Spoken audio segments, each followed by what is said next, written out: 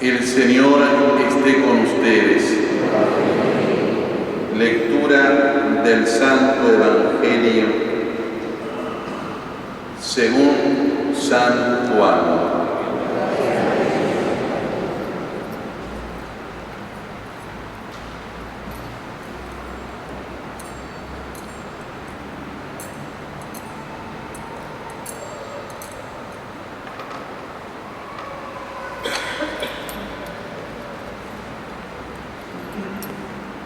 Juan Bautista vio acercarse a Jesús y dijo: Este es el Cordero de Dios, que quita el pecado del mundo.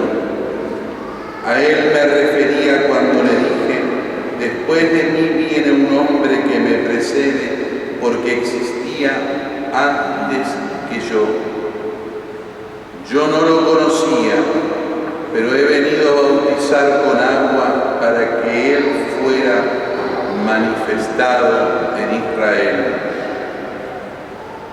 Y Juan dio este testimonio: he visto al Espíritu descender del cielo en forma de paloma y permanecer sobre él.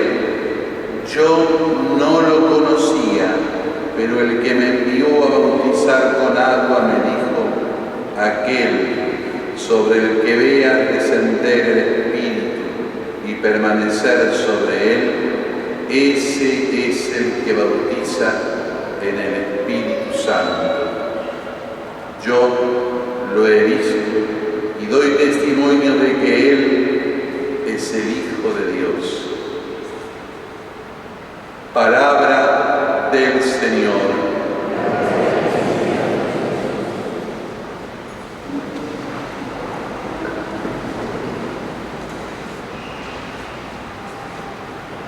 Como continuando, enlazando el tiempo de Navidad con este primer periodo del tiempo durante el año, antes de comenzar en esta vez el 1 de marzo, el tiempo de Cuaresma, la Iglesia nos propone casi como que todavía nos quedemos ahí a los pies del río Jordán, de aquel episodio que contemplábamos el domingo pasado, cuando Jesús descendía a las aguas del Jordán y Juan tenía cierta resistencia de bautizarlo, sin darse cuenta que comenzaba con esa bendición y con ese acto la manifestación del poder de Dios, en el sentido de que era el Espíritu Santo el que se manifestaba constatando que ahí estaba el Hijo de Dios, la segunda persona de la Santísima Trinidad. Y entonces es el propio San Juan Bautista quien hoy explica esa constatación que hace el Espíritu Santo. Cuando San Juan Bautista fue llamado por Dios para realizar ese ministerio de última preparación del pueblo de Israel para el reconocimiento del Mesías, que no era una preparación doctrinal, sino que era una bendición para que tocara el alma y el corazón y produjera el acto de fe libre, que cada uno podía mirar y creer entonces en aquel que se hacía presente. San Juan Bautista, al explicarlo, dice: en el momento en que fui llamado, el que me llamó para hacer eso, me dijo: cuando veas al Espíritu Santo descender sobre alguno que se acerca, ese es el que puede bautizar con la fuerza del Espíritu. Es decir, ese es el Mesías, ese es el Hijo de Dios. Y así pasó. Jesús fue, Jesús se acercó al río Jordán. Juan se resistió, pero sin embargo, en ese momento se vio descender en forma de paloma al Espíritu Santo, forma que después en la iconografía de la Iglesia quedó casi como manifiesta. En esa forma de paloma, al descender, se escuchaba la voz que decía: este es mi Hijo muy querido. Pero fíjense que de inmediato, de esa constatación de Dios, a Juan el Bautista le corresponde corresponde hacer la primera presentación del Mesías.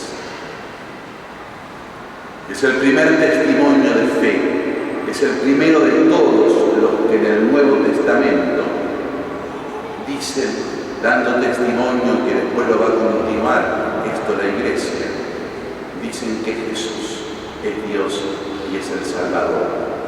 Y usa dos palabras o dos conceptos. Usa el concepto de que es el Cordero de Dios que perdona los pecados del mundo. Dos conceptos que explican lo que es la actitud de Dios en el ámbito de la salvación. La figura del Cordero, que tenía una figura de raigambre cultural, por decirlo de alguna manera. El Cordero, por su forma, había sido tomado como el animal específico para los sacrificios del Antiguo Testamento y aún de las religiones paganas. ¿Por qué? Porque el Cordero es manso, porque el Cordero es inocente, porque el Cordero no va a poner resistencia. Y Dios, para salvarnos, en esa etapa concreta que es la que iniciamos en aquel momento y estamos ahora viviendo, no asume la figura del juez omnipotente, sino que asume la figura de Cordero. Y de inmediato el otro concepto que se entrelaza de una forma admirable. ¿Para qué asume la figura de Cordero? ¿Para qué se va a sacrificar como un Cordero? ¿Para qué va a llegar a morir en la cruz como el Cordero Inmaculado? Para perdonar los pecados del mundo. Y no para condenar los pecados, para juzgar los pecados, para hacer una lista de pecados, para hacer una cantidad inexorable de justicia, sino para aplicar misericordia. Se hace hombre para ser Cordero y se hace Cordero para perdonar. Evidentemente que perdona a todo aquel que se quiera acercar a buscar el perdón. Y que ese perdón que Dios ofrece como Cordero para el mundo en el cual estamos inmersos todos y cada uno de nosotros, ese perdón basta con la necesidad del que lo recibe y basta con la actitud de quererlo buscar de aquel que lo recibe. Muchas veces se escuchan ante esta insistencia de la Iglesia, y lo fue durante todo el año pasado, durante el año santo de la misericordia, a partir de la predicación del Santo Padre, muchos aún a veces adentro mismo, y siendo parte de los que son perdonados activamente, levantan la voz diciendo, por ejemplo, no se puede ser perdonado si no se quiere el perdón, y evidentemente si no se quiere el perdón, no se puede ser perdonado. Pero como queriendo buscar siempre la vuelta para ponerle condiciones a Dios, para hacerse dueños de la actitud de Dios, para hacer como que Dios pasara a tomar forma humana, pero no la forma humana que toma el Mesías, que se hace igual a nosotros, menos en el pecado, sino una forma humana para ser dominado por la mente humana. Y el Mesías viene, como lo dice San Juan el Bautista, como Cordero para perdonar los pecados